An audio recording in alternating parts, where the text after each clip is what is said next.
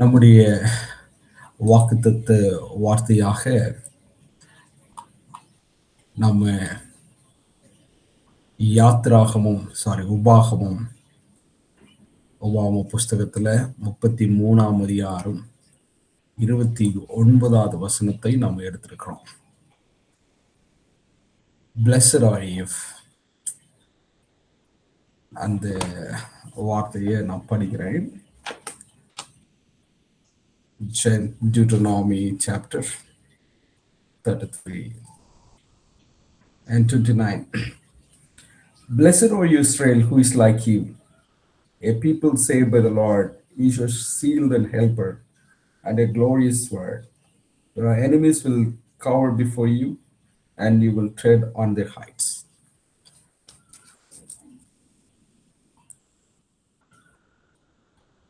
இந்த வசனத்தினுடைய ஒரு பேக்ரவுண்ட் சொல்றேன். பேக்ரவுண்ட் சொல்றதுக்கு முன்னாடி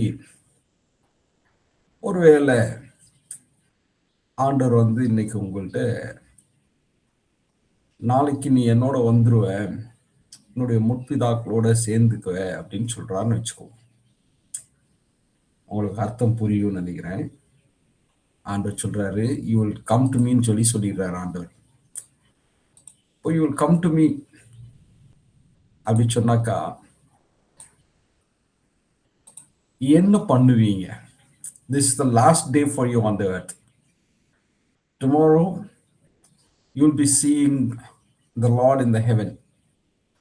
நாளைக்கு நீங்க பரலோகத்துல நீங்க ஆண்டவரை பார்க்க போறீங்க. And God says today is going to be a last day. What would you do? அந்த ஒரு நிலைமை தான் இங்க மோசேக்கும். மோசேட்ட ஆண்டவர் சொன்னாரு, 34ஆம் அதிகாரத்துல 1ஆம் வசனத்துல நீங்க வாசிச்சீங்கன்னா, மவுண்ட் நெபோ நீ அங்க வந்துருன்னு சொல்ற, and you will be gathered to me ன்னு சொல்றார். Then no more earth. இப்போ மோசே இந்த வார்த்தைகளை கேட்டதற்கு அப்புறம் இந்த 33ஆம் அதிகாரத்தை அவருடைய மரண வாக்கு மூலம்னு கூட நம்ம எடுத்துக்கலாமே. அவர் கடைசியாக பேசினதான வார்த்தை தான் இந்த உபாகமம் 33. And it's so blessing to read it. இந்த 33ஆம் அதிகாரத்தை அவர் ஸ்டார்ட் பண்றதற்கு முன்னாடி மோசேனுடைய வாழ்க்கையை கொஞ்சம் நம்ம ஆராய்ஞ்சு பார்க்கலாமே. 120 வருடங்கள் மோசே இந்த பூமியில வாழ்ந்திருக்கிறார். இஸ்ரவேல் ஜனங்களை 40 வருடம் வழி நடத்தி இருக்கிறார். ஆண்டவர் சொல்றாரு, you will die ன்னு சொல்லிட்டார். That means you will come to me ன்னு சொல்லிட்டார். வாக்கு பண்ணப்பட்டதான தேசத்திற்கு போவதற்கு எதையெல்லாம் தாங்கணுமோ அத்தனையும் தாங்கி வந்தார் மோசே. பார்வோனை தாங்கிட்டார், செங்கடலை பார்த்தார், வனாந்திரத்தையும் பார்த்தார். பலமுறை ஜனங்கள் கல்லெறிகிறதற்கு எப்படி ஆயத்தமானாங்க, மோசேவை எப்படியெல்லாம் எதிர்த்தாங்க, எதிர்ப்புகளையும் தாங்கினார். ஒரு கோல்டன் காஃப், ஒரு கண்ணுக்குட்டிய தங்கத்தினால செய்து அதை ஆராதித்ததையும் பார்த்தார். இந்த ஜனங்கள் எப்படி அவிசுவாசமா போனாங்க, எப்படி கலகம் உள்ளவர்களா இருந்தாங்க, அதையும் பார்த்தார். 40 வருஷத்துல யுத்தங்களையும் அவர் பார்த்தார். ஒரு ஆடு மேய்த்துட்டு இருந்தவரை யுத்தத்தை குறித்து கொஞ்சம் கூட ஒரு எல்லளவு கூட அண்டர்ஸ்டாண்டிங் இல்லாதவர், புரிதல் இல்லாதவர், யுத்தங்களையும் பார்த்தார். ஓக் ராஜாவை பார்த்தார், பாஷர் ராஜாவை பார்த்தார், அம்மோனியர்களை பார்த்தார், மோவாபியர்களை பார்த்தார். இவ்வளவெல்லாம் பார்த்து ஆண்டவர் சொன்னாரு, you will not enter the promised land. அதற்கு காரணமும் ஆண்டவரை சொன்னாரு, நீயும் ஆரோனும் விசுவாசத்துல நீங்க இல்ல. விசுவாசத்துல இல்லைன்னா கண்மலையிட்ட ஆண்டவர் பேச சொன்னார், மோசே அடித்தார். அந்த இடத்துல மோசே விசுவாசிக்காததுனால அவர் ப்ராமிஸ் லேண்டுக்குள்ளாக அவரால் போக முடியல. இங்க டியூட்டனாமி 33 மோசேனுடைய ஃபேர்வெல் பிளெஸிங், ஒரு ஃபேர்வெல் செரிமனி தான் இது. எல்லா ஜனங்களையும் அந்த சீனை கொஞ்சம் இமேஜின் பண்ணி பாருங்க. எல்லா ஜனங்களும் வந்து நிக்கிறாங்க. Moses saying, from tomorrow I am no more with you. நாளைக்கு நான் உங்களுடன் இல்லை. இதை சொல்லிட்டு மோசே சொல்ல ஆரம்பிக்கிறார், பேச ஆரம்பிக்கிறார். மோசே அவர்களை ஆசீர்வதித்தார். பல நேரங்களில் ஆண்டவர் நம்முடைய கரங்களை பிடித்து ஆண்டவர் நடத்துகிறார். இதை நம்ம உணர்கிறோமா என்பது நமக்கு தெரியாது. ஆனா ஆண்டவர் நம்முடைய கரங்களை பிடித்து ஆண்டவர் நடத்துகிறார். ஒரு ரோட் கிராஸ் பண்ணும் போது குழந்தைக்கு அது ரொம்ப கஷ்டம். பல பக்கங்களிலிருந்து வாகனங்கள் வந்து கொண்டிருக்கும். குழந்தைக்கு ரொம்ப கஷ்டம். ஆனா தகப்பன் அந்த குழந்தையினுடைய கைகளை பிடிச்சிட்டாருன்னா, அந்த குழந்தை எந்த வாகனத்தை குறித்தும் கவலைப்படணும்ன்ற அவசியமே இல்லை. லெஃப்டும் பார்க்க வேண்டாம், ரைட்டு பார்க்க வேண்டாம், முன்னாடி பார்க்க வேண்டாம், பின்னாடி பார்க்க வேண்டாம். இன்னைக்கு 360 டிகிரி கேமரான்னு சொல்றோம் இல்லையா, அந்த கேமராவை விட எல்லாவற்றையும் பார்த்தறிகிறவர், நம்மை சுற்றி என்ன நடக்கிறது என்பது எல்லாவற்றையும் அறிந்திருக்கிற ஆண்டவர் நம்முடைய கரங்களை பிடித்து ஆண்டவர் நடத்துகிறார். இதுதான் மோசே இங்க சொல்ல வர்றார். How God leads us. இத சொல்ல ஆரம்பிக்கும் பொழுது மோசே சொல்றாரு பாருங்களேன், சீனாய் மலையில 1ஆம் அதிகாரத்துல 33ஆம் அதிகாரத்துல 1ஆம் வசனத்துல, the Lord came from Sinai and dawned over from Seir. He shone from Mount Paran. அப்படின்னா அவர் மகிமையிலே உங்களுக்கு தரிசனமானார். மகிமையிலே ஆண்டவர் இஸ்ரவேல் ஜனங்களோடு கூட உடன்படிக்கை பண்ணினார். அவர்களுக்கு பிரமாணங்களை கொடுத்தார். சீனாயிலே தேவனுடைய பிரசன்னத்திலே ஜனங்கள் தொடர்ந்து வாழுவதற்கு ஆண்டவர் வழிவகைகளை செய்து கொடுத்தார். இந்த இடத்துல மோசே தன்னுடைய ஜனங்களுக்கு சொல்றார், see the blessings has begin with God, not people. இங்க ஆரம்பிக்கும் போது the Lord என்று சொல்லி ஆரம்பிக்கிறார். So the blessing is from the God, or it begins with God. ஆசீர்வாதம் ஆண்டவரிடத்திலிருந்து தான் ஆரம்பிக்க போகிறது. இதை பேசி முடித்ததான மோசே ஒவ்வொரு கோத்திரங்களையா ஆசீர்வதிக்கிறார். யாக்கோப்புக்கு 12 கோத்திரங்கள். யாக்கோபு மரிக்கும் பொழுதும் 12 கோத்திர தலைவர்கள், 12 குமாரர்கள், அவருக்கு 12 குமாரர்கள், 12 குமாரர்களை தனித்தனியாக அழைத்து அவங்களுடைய குடும்பம், தனிப்பட்ட குடும்பம், அவர்களை ஆசீர்வதிக்கிறார். இங்க நம்ம பார்க்கிறோம், அந்த குடும்பம் இன்னைக்கு பெருகி இருக்கிறது, கோத்திரங்களாக பெருகி இருக்கிறது.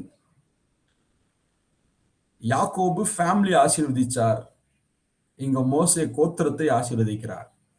யாக்கோபு மரிக்கும் பொழுதும் இதே போலதான் ஆசீர்வதித்தார். இப்பொழுது மோசே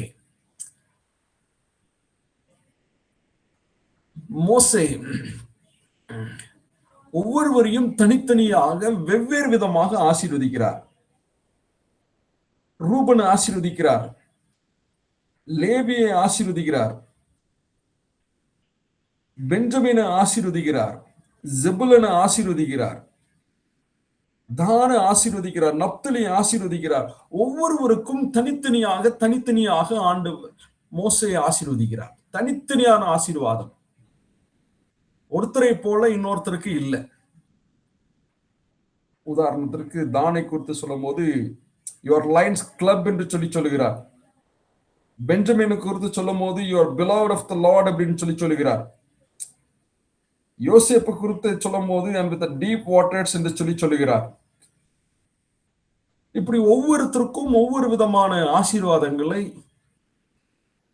மோசே சொல்லுகிறார், அவர்களை ஆசீர்வதிக்கிறார். இதுல நம்ம கற்றுக்கொள்ள வேண்டியதான ஒரு பாடம் என்னன்னா, you cannot compare your blessing with somebody else.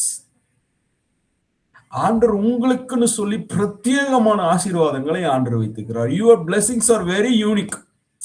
இன்னொருத்தருக்கு நடக்கிறதை போல உங்களுக்கு நடக்கணும்ன்ற அவசியம் இல்லை. the Lord gives you a unique blessing. மறந்துடாதீங்க, the Lord gives a unique blessing and praise God for that unique blessing. And God exactly knows what you need. உங்களுக்கு என்ன தேவைங்கிறதை ஆண்டவருக்கு நல்லா தெரியும். Now we come to the final part. 26ஆம் வசனத்திலிருந்து 29ஆவது வசனம் வரைக்கும் அவருடைய கடைசி பகுதி அல்லது அவருடைய கடைசி வார்த்தைகள், பூமியிலே அவர் பேசினதான கடைசி வார்த்தைகளாக வேதாகமும் பதிவு செய்கிறது. 26ஆவது வசனத்துல அவர் சொல்லும் பொழுது, there is no one like the God of Jeshurun. உங்களில் இருக்கிறதான தேவனை போல வேற யாரும் இல்லைன்னு சொல்றார். நம்மளுடைய வாக்குத்தத்த வசனமாக நம்ம தெரிந்து கொண்ட வசனம் 29ஆம் வசனம். இந்த 29ஆவது வசனத்துல நம்ம என்ன பார்க்கிறோம்னா, our greatest blessing is belonging to God. இங்க 12 கோத்திரங்களுக்கும் தனித்தனியாக ஆசீர்வாதங்களை சொன்னதான மோசே 29ஆம் வசனத்துல சொல்லும்போது அவர் சொல்றாரு, blessed are you or happy are you, O Israel. ஏன் நீங்க எல்லாம் சந்தோஷமா இருக்கணும்? why are you blessed? Why should you feel blessed? No, is it just because that I gave you this blessing? No. Yes, this blessing is yours. But நீங்க எதுல சந்தோஷமா இருக்கணும் அப்படின்னு சொன்னாக்கா, it is not about how I blessed you, but it is about the Lord. ஆண்டவர் உங்களோடு கூட இருக்கிறார், அதுதான் உங்களுடைய பிரதானமான ஆசீர்வாதம். ஆண்டவர் என்ன கொடுத்தார் என்பதல்ல, ஆண்டவரே எனக்கு ஆசீர்வாதம். இஸ்ரவேல் வனாந்தரத்திலிருந்து அவர்கள் கிட்டத்தட்ட 40 வருடம் பயணத்திற்கு அப்புறம் மோசே சொல்றாரு, you are not blessed because you are fortunate. உங்களுக்கு ஒரு ஆர்மி இன்னைக்கு இருக்கு, நீங்க இன்னைக்கு வளர்ந்துருக்கிறீங்க, இதெல்லாம் உங்க ஆசீர்வாதம் இல்ல, உங்களுடைய ஆசீர்வாதமே ஆண்டவர் தான் சொல்றார். your blessing is the Lord. நம்முடைய வருமானம், நம்முடைய சேலரி, நம்முடைய ப்ரமோஷன், நம்முடைய ஹவுஸ், நம்முடைய வீட்டில் இருக்கிற விஷயங்கள் எல்லாமே God gave it. So those are the blessings from the Lord. But our blessing is the Lord. என்னுடைய greatest blessing, I belong to the Lord. நான் தேவனுக்குரியவன். அதான் முதல் வார்த்தையாக பார்க்கிறோம். Blessed are you, Israel, who is like you, a people saved by the Lord. Who is like you? So we belong to Lord. அடுத்து சொல்லுது பாருங்களேன், people saved by the Lord. 3 விஷயத்தை இங்க நம்ம பார்க்கிறோம். A people saved by the Lord. God is our savior. ஆண்டவர் நம்முடைய இரட்சகர். எகிப்திலிருந்து ஆண்டவர் இஸ்ரவேல் ஜனங்களை ரட்சித்தார், அடிமைத்தனத்திலிருந்து ரட்சித்தார், பார்வோனிலிருந்து ரட்சித்தார். இன்னைக்கும் நம்மையும் ஆண்டவர் பாவத்திலிருந்து ரட்சித்தார், மரணத்திலிருந்து ரட்சிக்கிறார், நம்முடைய துக்கத்திலிருந்து ரட்சிக்கிறார், நம்மை குற்றப்படுத்தினார்களே குற்றங்களிலிருந்து நம்மை ரட்சிக்கிறார், அவருடைய கிருபையினாலே நம்மை ரட்சிக்கிறார். இன்றும் உங்களை ரட்சித்துக் கொண்டே இருக்கிறார். God is your savior. அடுத்து சொல்லுது பாருங்களேன், he is your shield. God is our shield. ஒரு கேடகம் நமக்கும் ஆபத்துக்கும் இடையிலே இருக்கிறது தான் கேடகம். சங்கீதம் 3 தாவீது சொல்கிறார், you O Lord are a shield around me. தேவனே, நீர்தான் என்னை சுற்றிலும் இருக்கிறதான கேடகம். ஒரு சோல்ஜருக்கு ஒரு பக்கத்துல தான் கேடகமா இருக்கும், தன்னுடைய கையில வச்சுட்டு தன்னுடைய நெஞ்சுக்கு முன்னாடி வச்சுட்டு இருப்பார். ஆனா சங்கீதக்காரன் சொல்லுகிறார் பாருங்களேன், Lord you are a shield around me. என்னை சுற்றிலும் நீரே என்னுடைய கேடகமா இருக்கிறீர் என்று சொன்னார். உங்கள் பயணத்திலே, உங்களுடைய வேலையிலே, உங்களுடைய வீடுகளிலே, நீ எங்க போனாலும் எங்க வந்தாலும் எந்த இடத்துல வாழ்ந்து கொண்டிருந்தாலும் எந்த சூழ்நிலையில் இருந்தாலும் எந்த ஆபத்தும் உங்களை நெருங்காதபடி, எந்த கலக்கமும் உங்களை நெருங்காதபடி ஆண்டவர் உங்களுக்கு கேடகமா இருக்கிறார். மனிதர்கள் உங்களை புரிந்து கொள்ள மாட்டார்கள். மனிதர்கள் நிறைய பிளாக்மெயில்ஸ் பண்ணுவாங்க. But you know what, God is your shield.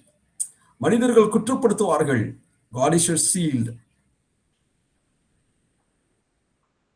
அடுத்த விஷயத்தை பாருங்களேன், அண்ட் யுவர் க்ளோரியஸ் வேர்ட், உன்னுடைய மகிமையின் பட்டயம். So interesting. நம்மை சுற்றிலும் ஆண்டவர் நமக்கு கேடகமா இருக்கிறார், ஷீல்டா இருக்கிறார். And he says, I am his sword. ஆண்டவர் முதல்ல நம்மை பாதுகாக்கிறார், பின்பு நமக்காக யுத்தம் செய்கிறார். இன்னைக்கும் நமக்கு முன்பாக இருக்கக்கூடியதான, எதிராய் நிற்கக்கூடியதான எத்தனை விஷயங்கள், எதிர்த்து நிற்கக்கூடியதான நிறைய விஷயங்களை நம்மளால சமாளிக்க முடியல. டிஸ்கரேஜ்மெண்ட்டை சமாளிக்க முடியல, சோதனைகளை சமாளிக்க முடியல, மனிதர்களை சமாளிக்க முடியல, பயங்களை சமாளிக்க முடியல, சத்ரு கொண்டு வருகிறதான போராட்டங்களை சமாளிக்க முடியல. God is a shield and is a sword. அவர் உங்களுக்கு பட்டயமாய் இருக்கிறார். இயேசு கிறிஸ்து ஏற்கனவே சிலுவையிலே ஜெயித்து விட்டார். அவர் உயிரோடு இருக்கிறதான ஆண்டவர். அடுத்த வார்த்தையை கவனிங்களே, your enemies will cover before you and you will tread on their heights and victory belongs to God. அதுதான் அந்த வார்த்தை சொல்கிறது. God is your savior, God is your shield, God is your sword and victory belongs to God. ஆண்டவர் ஜெயத்தை ஆண்டவர் உங்களுக்கு வாக்கு பண்ணியிருக்கிறார். and he himself is a blessing. ஆண்டவர் உங்களுக்கு யுத்தங்கள் வராதுன்னெல்லாம் ஆண்டவர் சொல்லல, உங்களுக்கு யுத்தங்கள் வரும். ஆனால் அவர் உங்களுக்கு கேடகமாயிருப்பார், அவர் உங்களுக்கு பட்டயமாயிருப்பார். ஆண்டவர் உங்களுக்கு ஜெயத்தை தான் ஆண்டவர் வாக்குத்தத்தம் பண்ணினார். மோசே இஸ்ரவேலை ஆசீர்வதித்தான். இயேசு இன்னைக்கு நமக்கு ஆசீர்வாதமாகவே இருக்கிறார். will you follow that Jesus who is a blessing to you?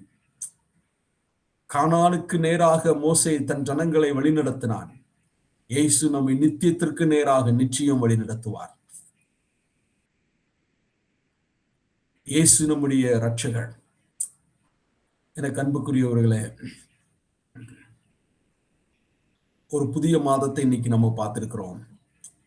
இந்த மாதத்தினுடைய பாதை எப்படி இருக்கும் நமக்கு தெரியாது. ஒரு போன் கால் நம்முடைய லைஃப்னுடைய டிசிஷன்ஸை மாத்திரலாம், நமக்கு தெரியாது. ஒரு மெடிக்கல் ரிப்போர்ட் நம்முடைய வாழ்க்கையை மாத்திரலாம், நமக்கு தெரியாது. there are lots of opportunities waiting for you and trials as well. ஆனா இங்க மோசே சொல்லுகிறதான வார்த்தை கவனிங்களே, blessed are you or happy are you, O Israel, who is like you, you are saved by the Lord.